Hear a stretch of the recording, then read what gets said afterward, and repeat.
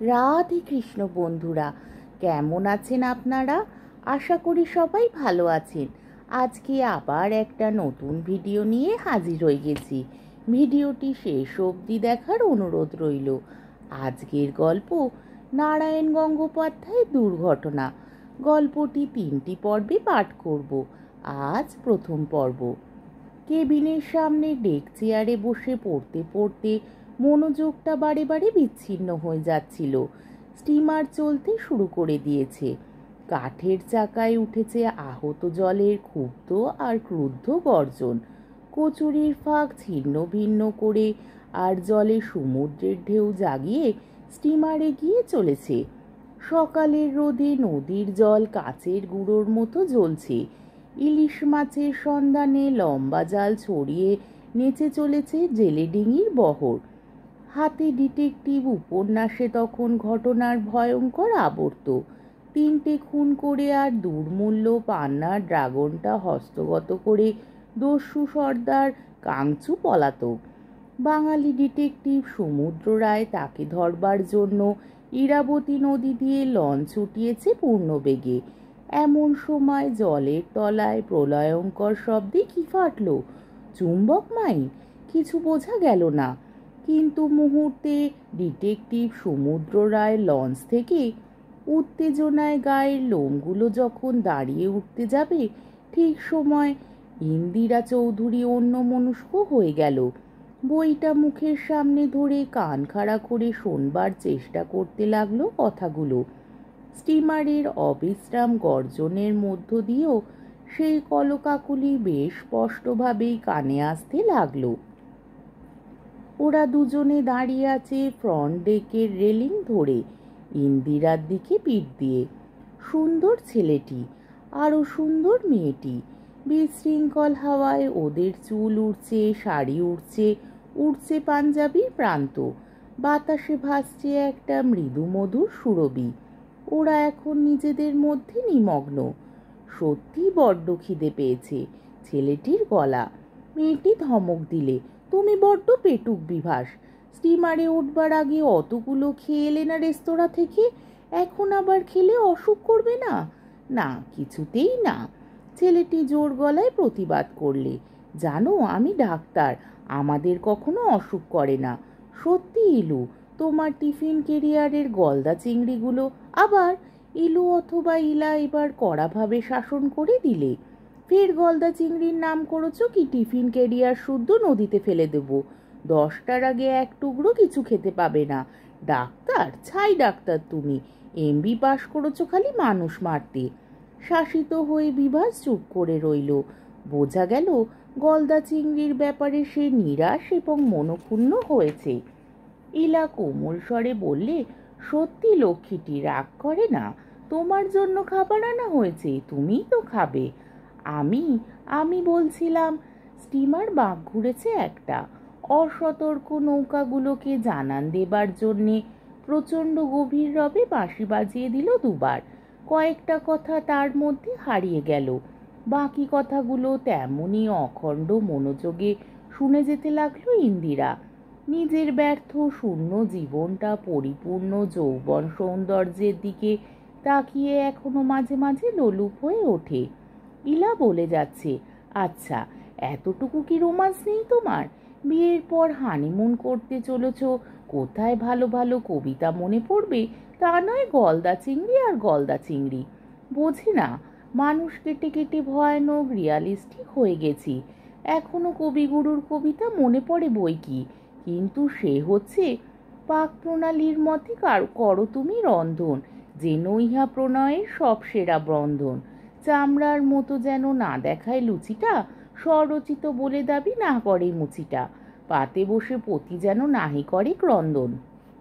ওরে অকৃতজ্ঞ, কবে তোমাকে চামড়ার লুচি খাইয়েছি? অনেক দিন। মিথ্যেবাদী ছোট লোক ইলার ঝংকার। তারপর খানিকটা দাম্পত্য কলহ, এক ঝলক মিষ্টি হাসি। সকালের রোদ, নদীর জল, নীলাঞ্জন আকাশ, স্টিমারের চাকায় জলের গর্জন, সব মিলে অপরূপ এক টুকরো লিরিক কবিতা। স্কুল মিস্ট্রেস কুরুপা ইন্দিরা চৌধুরীর বুকের ভেতরটা অকারণে পুড়ে যাচ্ছে। রক্তের মধ্যে একটা চাপা আক্রোশ, স্টিমারের প্যাডেলের মতো অশান্ত ঘাত প্রতিঘাত। গালে মুখে যেন একরাশ রক্তকণিকা ঝিঝি করছে। কোন ফাঁকে হাত থেকে রোমাঞ্চকর ডিটেকটিভ উপন্যাসটা খসে পড়ল।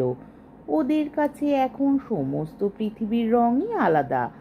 আকাশ, বাতাস, নদী, জল আর স্টিমারের বাঁশিতে যেন সানাই সুর উঠেছে। শরতের রোদে দিগন্তটা যেন বাসন্তী রঙের শাড়ি পরে অপগুণ্ঠিতা নববধূর মতো এসে দাঁড়িয়েছে ওদের দৃষ্টির সামনে। স্টিমারের চাকায় তারই জল তরঙ্গ। আর শুধু পৃথিবীই নয়, ওদের এই মিলন উৎসবে চারিদিককার সমস্ত মানুষও যেন যোগ দিয়েছে। যে সমস্ত নিদ্রাতুর যাত্রী এই দিন দুপুরে ডেকের ওপর লম্বা হয়ে পড়েছে, অথবা মুরগির ঝোলের গন্ধে আকৃষ্ট হয়ে যারা ঘোরাঘুরি করছে বাটলারের ঘরের সামনে, কিংবা ইঞ্জিনের খোপরে ঢুকে যেসব কালিমাখা খালাসি কয়লা ঠেলছে বয়লারের গোলাপি আগুনে, তারা আর কেউ নয়, এই আনন্দিত বরযাত্রীরই সঙ্গী। তাই পোড়া মুখ কুৎসিত ইন্দিরা চৌধুরীর সঙ্গে আলাপ করে নিতেও দেরি হলো না ইলার। ডেকে 3 জন, গল্প জমে গেল। কোথায় যাচ্ছেন, কি পরিচয়, কি করেন, বাড়িতে কে কে আছেন, কবে বিয়ে হলো, আশা করি দাম্পত্য জীবন মধুময় হয়ে উঠেছে। আপনাদের দেখে ভারী ভালো লাগলো, একেবারে আইডিয়াল কম্বিনেশন যাকে বলে। বিকেল হয়ে এসেছে, নদীর জলে ছড়িয়ে পড়েছে রাঙা আলো।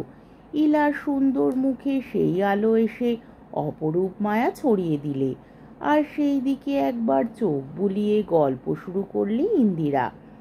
জানতে চেয়েছেন আমার মুখটা এমনভাবে পড়ল কি করে? ওটা নিতান্ত অ্যাক্সিডেন্ট, কিন্তু ও কথা থাক। একটি মেয়ের গল্প বলি শুনুন, মনে করে নেবেন এটা সত্যি সত্যি গল্প, এর মধ্যে বাস্তব কিছু নেই।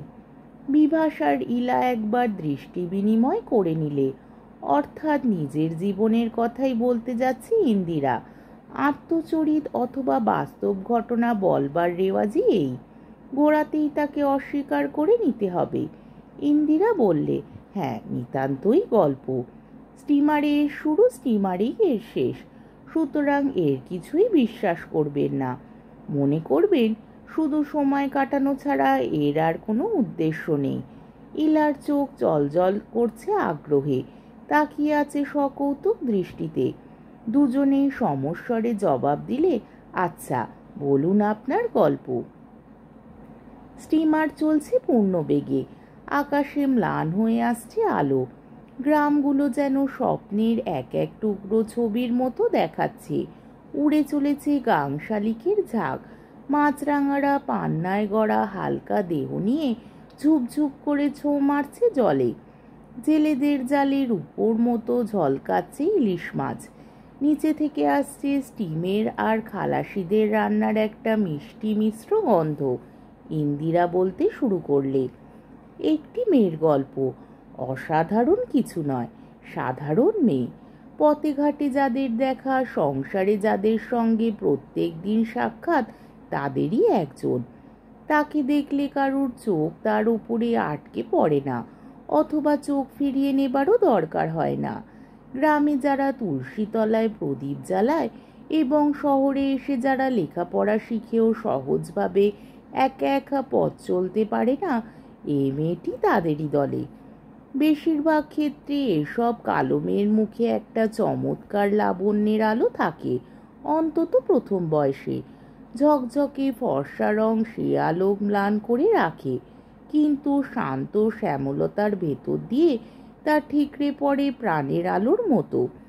ঘনিষ্ঠভাবে না মিশলে একে দেখা যায় না, যারা দেখে তারা ভুলতে পারে না। একটা জিনিস মনে রাখবেন, উজ্জ্বল গৌরাঙ্গী মেয়ের প্রেমে যারা পড়েছে তাদের আত্মরক্ষার সম্ভাবনা থাকলেও থাকতে পারে, কিন্তু কালো মেয়েকে যারা ভালোবেসেছে তাদের উদ্ধারের বিন্দুমাত্র আশা নেই। আমি যে মেয়েটির কথা বলছি, ধরুন তার নাম লক্ষ্মী। এই লাবণ্যের আশীর্বাদ সেও পেয়েছিল। লেখাপড়া মন্দ করেনি, 3rd ইয়ার পর্যন্ত পড়েছিল। তারপরে তার বিয়ে হয়ে গেল, যেমন করে এই সব মেয়েদের হয়। প্রেমে পড়ে নয়, সিভিল ম্যারেজ নয়, বাপ মায়ের পছন্দ করা একটি সাধারণ বাঙালি ছেলের সঙ্গে। তার নাম মনে করুন সত্যেন। রাইটার্স বিল্ডিংয়ে চাকরি করে। কলকাতায় নিজের একখানা দোতলা বাড়ি আছে। বাপ মা ভাই বোন। গল্পের নায়ক হবার মতো কোনো গুণ নেই, না রোমিও না জন ডুয়ান। কালো রঙের একটি ছেলে, মাঝারি ধরনের, বিয়ে পাশ করে ঢুকেছিল চাকরিতে। কিন্তু লক্ষ্মী সুখী হয়েছিল সত্যেনও। অফিস পালিয়ে দুপুরে সত্যেন আসতো বাড়িতে। স্ত্রীকে নিয়ে যেত বিলিতি বায়োস্কোপে ম্যাটেনির ছবি দেখতে। সন্ধ্যায় লেকের ধারে বসে বসে হ্যাপি বয় আইসক্রিম খেত। আউটরাম ঘাটের পাশে ছায়া ঘেরা লোহার বেঞ্চিতে বসে বসে দেখত রেঙুনের জাহাজ আর গঙ্গার জলে দিনান্তের আলোর ঝলক। সূর্য ডুবে যেত, হাওড়ার আকাশে উঠত চাঁদ। গুনগুন করে লক্ষ্মী গান গাইত, যেতে যেতে পথে পূর্ণিমা রাতে চাঁদ উঠেছিল গগনে। বেশ কাটছিল, কিন্তু কাটল না। সত্যেনের দেখা দিল প্লুরিসি, তারপর প্লুরিসি থেকে যক্ষা। আজকের পর্বটি এখানেই শেষ হলো।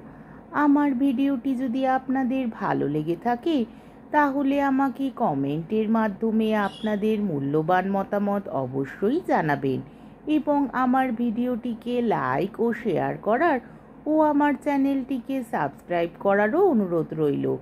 তাহলে আজকের ভিডিওটা এই অবধি। পরের দিন আবার এই গল্পেরই দ্বিতীয় পর্ব নিয়ে হাজির হয়ে যাব। ততক্ষণ পর্যন্ত আপনারা সবাই ভালো থাকবেন, সুস্থ থাকবেন, সাবধানে থাকবেন এবং আমার ভিডিওটি দেখতে থাকবেন। তাহলে আজকে আসি। রাধে কৃষ্ণ।